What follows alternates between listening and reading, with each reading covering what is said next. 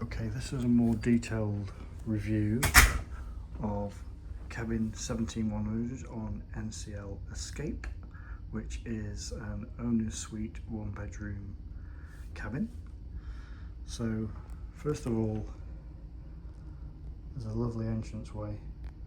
So those marble effect entranceway is actually really nice. Those hooks on the right hand side as you come in are really handy.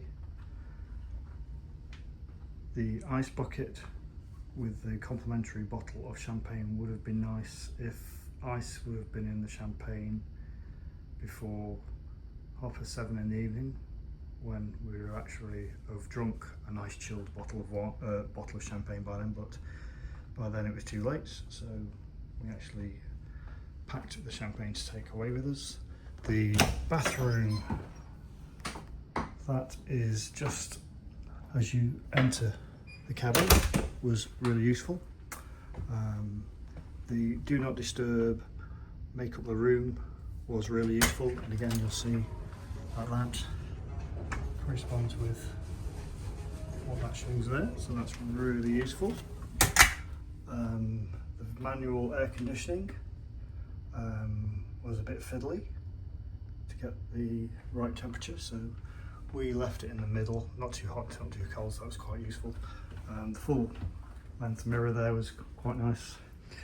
The table we actually used once for breakfast, not as much as we thought we'd use it. The couch was comfortable, but again didn't spend a lot of time in the room. The coffee machine was very useful. We used that several times, and we asked for milk to be put in the fridge, which was nice. Having the package where we can have bottled water was really nice, so we got through quite a lot of water. The ice did get replenished twice a day after the first day madness, so that was useful. Inside the drawers was all the empty drawers there, and on the right hand side you've got all your coffee cups, so those were hidden away and actually didn't rattle as we were going about, but the coffee machine was good. The TV, I haven't turned it on once. I'm sure other people will get more use out of it. The telephone, yes, useful.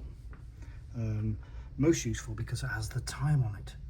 And when the captain decides he's going to change time zone every time we move through the Caribbean, which is a real pain for the staff and for you to keep up with whether you're forward and behind and what time you are in the morning, that is the saving grace, is that you can look at the telephone and you can see what time it actually is, so that you don't miss breakfast, which we haven't, but many people have on the cruise, turning up at 10:30 thinking it's 9:30.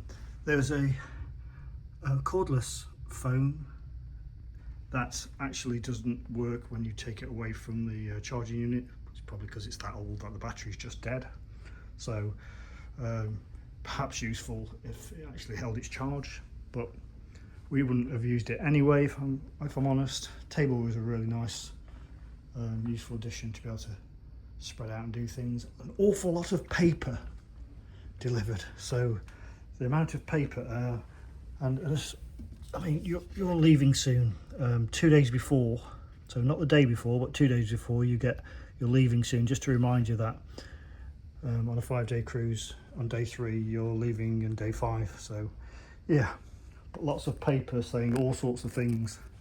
In the main bedroom, what do we think? The TV, again, very old, very slow. Actually the one in the lounge is quicker. This one's really slow, but it does work, and it's got free pay-per-view movies on there, so we watched a movie which is really good. Because of the lack of a charging point on this side of the cabin, which you see you've got a phone but you don't have any power or charging there, that is the alternative. So bring a 110 adapter, plug it in and charge your phone or your devices off that one. Seem to work okay. On here again, bring a 110 to USB converter plug and use that for charging on that one. Again, lots of storage, really like the storage.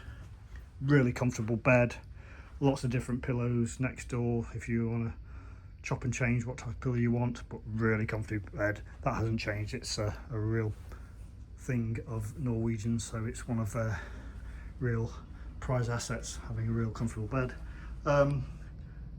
Changing area was very functional. What I would say is that Norwegian, God, how big and heavy would you like your hangers?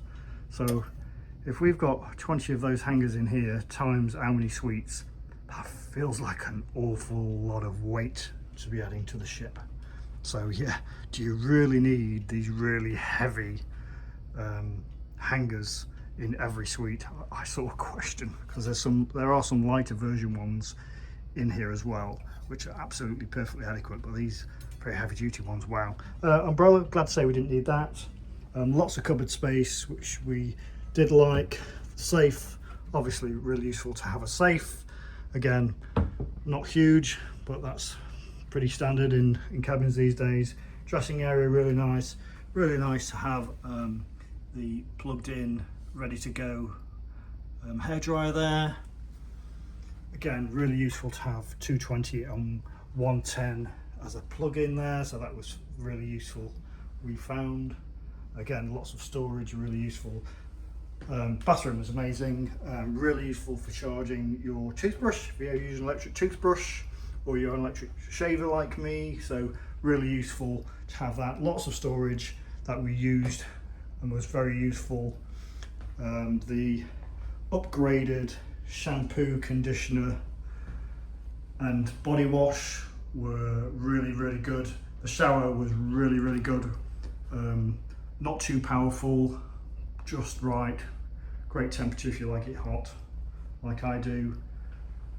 The toilet area was functional, not a lot to say about that. The bath was absolutely amazing, my wife loved the bath, so yeah, great addition to have a full-size bath in there, which she found amazing. So yeah, and last but not least, I would just comment on the balcony, which we thought we wouldn't use. Actually, this is the first cruise where we have sat out there and enjoyed the sun chairs in the sunshine on several days, rather than sitting on the sun deck. So this is the first ever cruise we've actually sat out, and the overhang is not a complete overhang, so we've had plenty of sunshine where we can sit in the sun and enjoy that, as well as step back a little bit and have the beauty of being in the shade. So the balcony was outstanding. And forward facing, I was a bit concerned about the wind. It's really sheltered in this area, more than I would have thought it would be, so it didn't suffer from the wind. And yeah, what a great balcony. So yeah, all in all, that's cabin 17100 on NCL Escape, the 1-bedroom owner suite, which I would highly recommend.